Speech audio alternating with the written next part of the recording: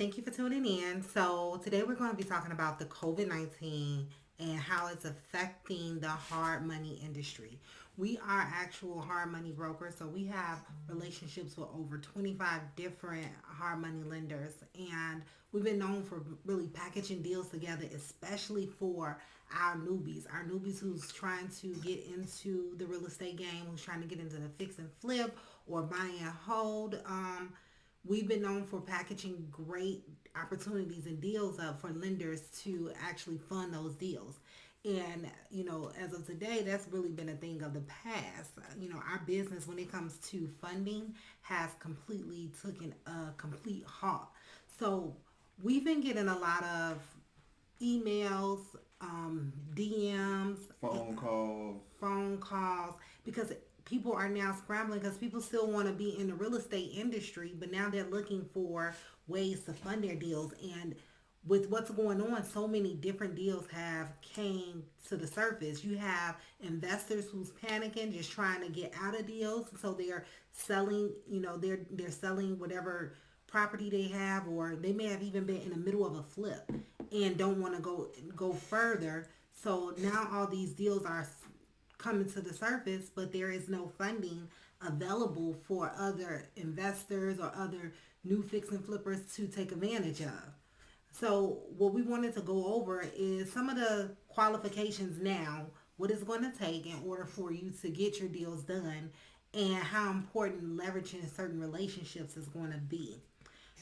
One of So, the um, Go ahead. so you might have seen me or her or any on our staff, advertising hard money rates and deals. Just recently, prior to COVID-19, I was going real hard with a 600 credit score, um, uh, 10% down, up to 20% down, but a lot of times it was 10% down. Advancing their draws. Advancing the draws, no money out of pocket up front except your closing costs. You're not paying monthly, not paying monthlies. Um, that has changed. So I've been getting so many phone calls because I've been advertising this all 2020, and telling people what they need to do.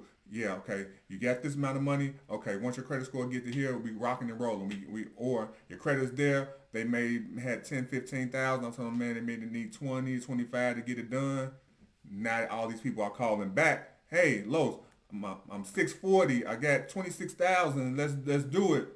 But now the terms and the guidelines has changed. So it's making it difficult, and it's making me seem like a liar, because I done gave these people all these terms, and now they had a tangible goal to work towards, and then now when they feel they achieved that, now it's time to get into real estate. Now the terms has changed, so it's now we just want to clarify and let you know what's going on with the industry, how you can still take advantage of some of these deals that's going on right now, and it's not completely over with.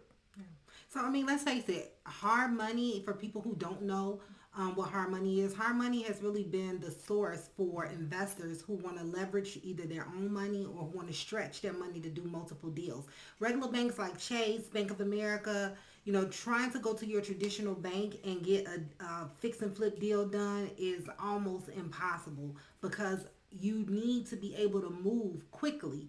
When I say move quickly, you need to be able to identify a property, put the contract on the property, and be able to close that property within a lot of times within 30 days. So hard money just allows short-term funding or short-term financing for investors, so we can get in and out of those deals. Yes, the interest rates are a little higher. Yes, there is a bigger percentage of money to put down in the beginning. Yes, there is only interest only payments that need to be paid every month that does not go towards your principal, which is not ideal in a traditional bank setting. So these terms because the risk factor is a lot higher. These type of loans do not go on your personal credit. If you default, or you can't do your deal, then it just falls back on the business. It does not go on you personally. Everything is in the business name. Majority of the time. Some of them, you got to pay attention to the lender because some of them will PG. That's personally guaranteed. Some of those loans, even though they in the business name, even though the check and everything was cut out to your LLC or corporation, depending on that lender, pay attention. You will be PGing or you may not. It just depends on the lender. The ones that we do, typically we don't. But there's so many out there. Don't take these words and say, hey, they said it's no. No, some lenders still require a PG. Yeah, it may not show up on your credit report, but in the event that you default, then it'll show up on your credit report. So just keep that in mind. Yeah. So let's just talk about some ways that a person who is, I want to talk to our newbies because a lot of people who follow us, they're inspiring to get into real estate and or have purchased their first property and can't wait to get into their buy and holds or their fix and flips. You know, right now is going to be the time where you leverage relationships. And the qualifications have changed. You used to be able to have just a 600 credit score and get your deal done. Now they want you to have almost a 700 credit score. No, they want you to have a 700 score, 700 plus. 700 plus. Then you also need experience. You know, and when we say experience, that means not just one or two deals or you got a house in your name that you own currently right now. They want you to have been done fix and flip deals, at least minimum 5 deals, right? They also want you to, what were some of the other qualifications that now is in place? What's a big one, and a lot of people fail to talk about it, is the LTV. Typically, you know, hard money lenders, they lend 70 to 75% LTV. And what that means, to keep it simple, if you're gonna buy a property for, say, to keep it simple, $35,000, and your renovation is, just to keep it simple again, another $35,000. That's $75,000 all in. If 70. I mean, some 70,000 all in. If the property is worth $100,000 and the lender is doing 70% LTV, the most that they will lend you on that typical deal is $70,000. So you just hit it right on the nose. Right now, they've dropped that down to 65% LTV, and some 60 I've seen. So what that is, and again, to keep it simple, I said $100,000 ARV. Now, how many of us are buying properties where the ARV is simply $100,000? Typically, none of us. So, you know, when you looking to get ARV, that's the after repair value, how much the property is going to be worth once you fix it up. Yeah, once you fix it up. So, you know, so typically, you know, if the home is going to be worth $200,000, the most that they would lend you is $140,000, and you can typically get a deal done with those terms. But now with the 65%, it does make it a little more difficult. You will need to probably bring a little more cash to the table, or just have a little bit more cash available to get those type of deals done right now. Credit has went up. The minimum is 700 now, pretty much. Yeah, even us with all the deals that we've done, they requiring a 600, and we have an outstanding. 700, and we have an outstanding relationship with the lender. We've done several deals inside of the deal right now with the current lender still, and they want 700. So, those are some of the qualifications. Another thing you didn't mention, though, some of the lenders, you know, they're trying to mitigate their risk.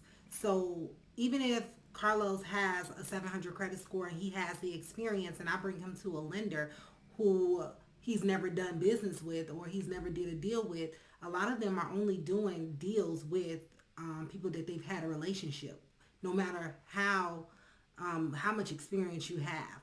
And as time go by and we actually understand what's going on with the economy, I do believe that the terms will kind of get a little bit more lenient. But for right now, this is what the lenders are requiring. They had to tighten up what they're doing because they have investors who's investing in them, in order to keep their investors happy and secure and trusting them. They had to actually change their requirements of their programs. So how do you get into the fix and flip as a newbie now? And it's going to be leverage. And what I mean by leverage, you have to leverage it. Let's just say you have the money. but you don't have the experience, but you also have the time, right, to invest. You need to leverage yourself with someone who has the experience where you can leverage their experience that you all can go on a corporation or LLC together. And now you all got the experience that you need in order to get this deal done. We've done this several times. We've actually partnered with people and just leverage our experience on the application. And we help put the deal together, keep the deal together. And what you get with a person that you may leverage their experience and you bring them on as a partner, you actually get to learn from the mistakes that they've done in the past. You also get to eliminate some of those learning curves. You also get to understand choosing the right contractors to make sure that the job gets done because they're your partner, so they're there to help you with that. Um, you may get to leverage their design ideas because 9 times out of 10, if they're experienced and they're in the market doing this already, they understand market trends. They understand what type of design needs to go into whatever that project is, and you can learn from that. They have systems and processes more than likely already in place.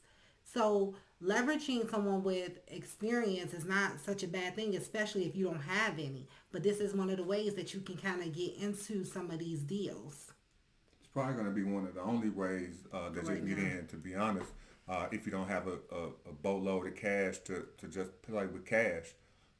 And even if you did, I wouldn't really suggest a fix and flip with cash, buying a whole maybe. But fix and flip in today's market with the standards that needs to be done, it's going to be coming out a lot of cash. Chicago is still a tight market. In Atlanta, New York, Boston, these markets you got to come with it if you fixing and flipping. You can't just do a little touch up paint like people in these markets are doing stuff gorgeous, and you got to do stuff gorgeous if you want your property to compete on the market. So it's going to take some cash. It's going to take some experience.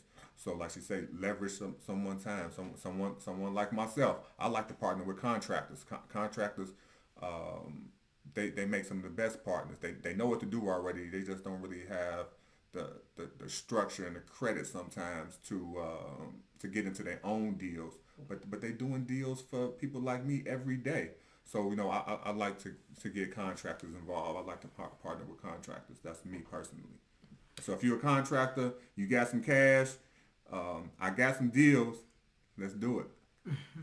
So, I hope that gave a little bit of insight, a little bit of lightening the load for people. We're not saying that it's going to stay like this 100%. Absolutely not. I don't think that these companies are able to make the money that they are looking to make if it did stay like this. So I think that what they're doing is trying to understand again where the economy is going when it does open back up. What does that look like?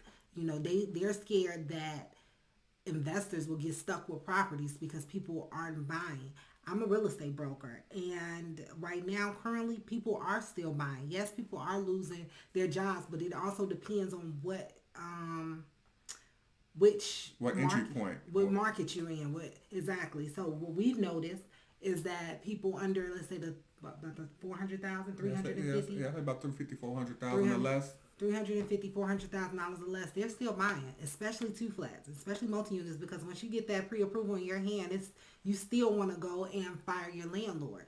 What we have seen is that the luxury market that's definitely slowed down because typically in these times, people with a lot of money, they don't make big purchases. More than likely, they already taken a dip in their retirement funds. They've already taken a dip in whatever type of investments they had in the stock. So for them to go and invest in real estate right now in an unsure market, they make a different type of decision during this time. So yeah, so no, these are some stuff to keep in mind. But if you guys looking to get into real estate, uh, despite these times, give us a call, reach out to us, DM. We ready to help. We do have deals available. We don't have many hard money lenders right now, but we will. We still talking to them every day. We trying to get them to um, loosen some of their guidelines, and they have actually. They have. So just be patient, but look for a partner. Look for a partner. It's plenty of deals out here. There's plenty of people who's willing to partner. Yeah. And then also, that was it then.